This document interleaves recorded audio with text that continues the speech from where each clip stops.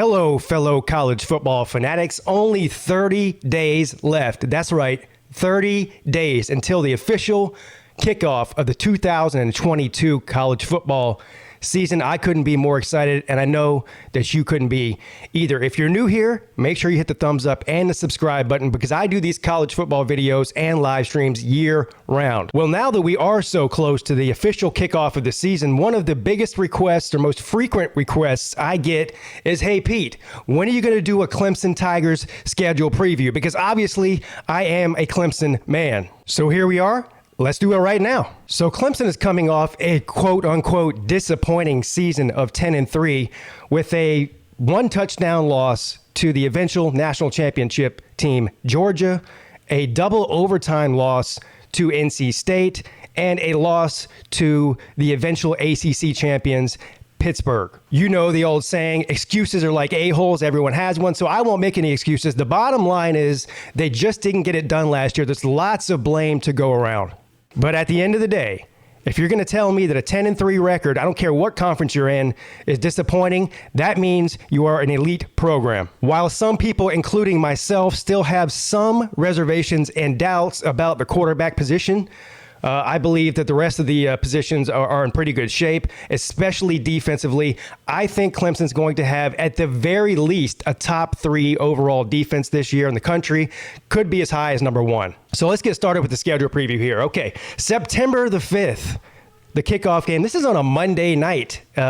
It's a neutral site game. It's on the card as an away game for Clemson at Georgia Tech, which it really is kind of an away game. The game's being played in Atlanta, which is, of course, where Georgia Tech plays anyway. But instead of Bobby Dodd Stadium, it's going to be at the Mercedes-Benz Stadium that the Falcons play in. Georgia Tech coming off a very, very disappointing 3-9 season. And unfortunately for Georgia Tech, that was a 3-9 season with one of the best players in America, Jahmyr Gibbs. As soon as the season ended, Jahmyr Gibbs transferred to Alabama. Anyway, to make a long story short, Clemson's favored by 20 or 21 points already in this game, and they'll win by at least that much. Give me the Tigers. A short 5 days later, Clemson travels to Death Valley for their first home game against, yes, Furman. Everybody knows Clemson plays one FCS team a year.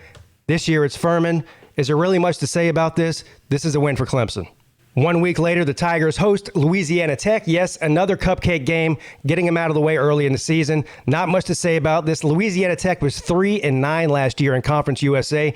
I don't expect them to be much better, if any better at all. So yes, another W for the Tigers. September the 24th, Clemson travels to Wake Forest to take on the Fighting Dave Clawsons. Wake Forest coming off an 11-win season. That's right, an 11-win season. I have no idea why Dave Clawson isn't coaching somewhere else right now, why he hasn't been offered a big-time job. What he's been able to do there with the talent that they get is nothing short of unbelievable. The Deacs return quarterback Sam Hartman, who is one of the better quarterbacks in the ACC and also in the country. I expect them to still have a really good offense this year, but despite them having a outlying year of 11 wins last year, they still lost to the Tigers. And I know this game's in Wake Forest, but let's be real, they don't really have any home field advantage at Wake Forest. So give me the W for the Tigers. October the 1st, NC State Wolfpack travels to Death Valley in an epic rematch, a game that everybody's looking forward to, including me. Now look, NC State had a great year last year by NC State standards, right? They went 9-3 in the regular season. They only had one 10-win season in their entire history. There is a rivalry between these two schools. They do not like each other. And there is a rivalry between Coach Dabo Swinney and Dave Dorn. I think there's no love lost there. I don't think they're friends at all. Frankly, I don't think they like each other very much. I mean, the last time that NC State won in Death Valley was well over a decade ago. And this game right here is going to be, I think, a little bit chippy. I think Dabo Swinney and Dave Dorn are probably going to have to talk to their players before this game and say, look, we can't lose this game due to stupid penalties and personal fouls and that kind of thing. So keep an eye out for that because I believe you will see some of that going on. Now, from a football standpoint, they do have the ACC preseason player of the year quarterback, Devin Leary. Had a really good season last year, threw 35 touchdowns. NC State might be one of the most veteran teams in all of the ACC. There are many so-called pundits and experts out there that are picking NC State to win the Atlantic Division. But for as long as Dave Doeren has been at NC State, he's never put 2 9 and 10 win seasons together back to back. And the chances of Clemson losing to NC State 2 years in a row in Death Valley are almost zero. Now, like I said, this will be a game that everybody has their eyes on, but give me the Clemson win. Then on October the 8th, Clemson travels to Boston College to take on the Eagles. Boston College coming off a very disappointing season of 6-6.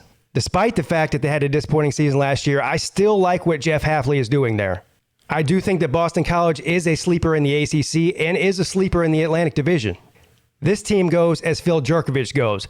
When he's healthy and on the field, they're a completely different team. He's had a hard time staying on the field since he transferred there from Notre Dame, but there are some very high expectations for him going into this season.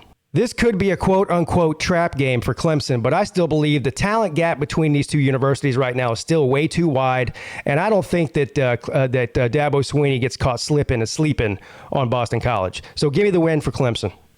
October the 15th, Clemson travels down to Tallahassee to take on their longtime rival in the ACC, the Florida State Seminoles. Now, look, I hate Florida State. Everybody knows that. But I would like to see Florida State be somewhat relevant again because this was one of the most exciting games of the year every year. And, in recent years, it just hasn't been. It's been a blowout every year. A very, very disappointing season of 5-7 last year, which I think they will vastly improve on this season.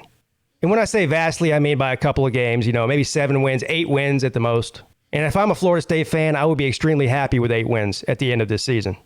I know their fans are really excited about Jordan Travis starting at quarterback position this year. He only started 7 games last year, and he went 5-2. Almost 1,600 yards passing, 15 touchdowns, and only 6 interceptions. Also, on top of that, 500 rushing yards and 7 rushing touchdowns. If they're able to protect this kid and keep him healthy, like I said, I think Florida State has a much higher ceiling than they did last year. Despite all of that, I still think they aren't anywhere close to being able to compete with the Clemson team, especially this Clemson team this year. So give me the W for the Tigers. October the 22nd, Clemson goes back home to host the Syracuse Orangemen. Or I guess not the Orangemen anymore. They're just the Orange. Whatever you want to call it. They're going to be orange juice by the end of the game. I know people like to talk about how Clemson has struggled with Syracuse in the past. And look, I like Dino Babers. I think he's a great coach. But this game won't even be competitive. Clemson will be favored by 3 or 4 touchdowns, and they'll probably win by at least that. So give me a dub for the Tigers. November the 5th. This is the game that every Clemson Tiger fan and every Notre Dame fan has circled on their calendar. I realize that Marcus Freeman is a first-year head coach and a first-time head coach at a major program. I realize all the criticism that's gone on about Brian Kelly from Notre Dame fans. But the fact of the matter is, Brian Kelly won a lot of games, and when he left Notre Dame, he did not leave the cupboard bare. Notre Dame right now is a very talented team and a very confident team. I mean, they won 11 games last season with Jack Cohn playing most of the time. They are really excited about this young guy, Tyler Buckner. He shows a lot of promise as a dual-threat quarterback. Look, all around Notre Dame's good. They don't even really have an outlying weakness that I can tell. Maybe at receiver, but you can see they're fixing that issue with the new recruiting. But as far as the 2022 season goes, I don't see a whole lot of weaknesses other than maybe receiver. Now, any of you who have been watching my channel for a long time knows I do this every year. I do these Clemson Tiger season previews every year. I never, ever have, and I never, ever will pick Clemson to go 12-0 in the regular season. So when I look at this schedule, I have to try to find a loss on there somewhere. Now, in my mind, that one loss could come from one of 3 places, potentially. That would have to be either NC State in Clemson, on the road at Notre Dame, or against Miami in Clemson. So by a process of elimination, because Clemson has the longest home win streak in the country right now, out of those 3, I have to pick the one that's on the road. I believe this game's going to be really good. I believe this game's going to be really close. So for the first loss on Clemson's 2022 schedule, I'm giving a win to the Irish. Clemson then heads back to Death Valley on November the 19th, host the Miami Hurricanes. There's a very good chance I'm going to be at this game. Miami started out terrible last year and ended up with a 7-5 record. But once they brought in this kid, Tyler Van Dyke, it looked like a completely different team. Van Dyke started 5 games. His record was 4-1 as a starter. 2,900 passing yards, 25 touchdowns, and only 6 interceptions. That's an average of 5 passing touchdowns per game. If he had started the entire season, their record last year would probably look a lot different. There's a lot of excitement right now down in Coral Gables, and there should be. And like I just mentioned on my Notre Dame game preview, this is a game that Clemson could lose. But the fact that this game is in Death Valley, I believe, gives Clemson an edge. Clemson will be favored in this game. I mean, who knows what Miami's record is going to be going into this game? But let's say there's a one-loss Clemson at most, or maybe even an undefeated Clemson going into this game, or if there's a one-loss Miami, or maybe even an undefeated Miami going into this game, this will be a top 5 matchup at that time of the year. Big-time games under big-time lights at home, give me the Tigers. I know you're wondering yourself right now, why did you skip Louisville, Pete? It wasn't on purpose. It's because I'm an idiot. So let's do it right now, shall we? You know, when Louisville hired Scott Satterfield from App State, I was like, man, that's a really good hire. Maybe give the guy a couple of years and he'll turn that thing around. Well, so far, despite some dynamic quarterback play and an electric offense, still very disappointing. 6-7 last year. I could possibly see Louisville winning 7 or 8 games this year, and they'll need to win at least 8 games for Satterfield to keep his job, I think. Anyway, this is the week before the Miami game. It's in Death Valley. This is a tune-up game for the Tigers. Give me the Tigers. And last but certainly not least, the third home game in a row to end the season against in-state rival South Carolina. Shane Beamer's first season as head coach there was very impressive, okay? I had them at 3 or 4 wins before the season started last year. They managed to win 6 games in the regular season and then win their bowl game against North Carolina. Doing all that with a list of quarterbacks that nobody's ever heard of. Now, despite the fact that I hate the Gamecocks, look, I do recognize good coaches when I see them. I really like Shane Beamer. Now, Gamecock fans will never admit to you that they like Dabo Swinney. And look, I understand why. It's whatever. They're not going to like what I have to say. I mean, look, they did go out and get Spencer Rattler, which was a huge get. I mean, that was a huge get for the Gamecocks. It's 1,000% upgrade from what they had last season. Unfortunately for the Gamecocks, football is a team sport.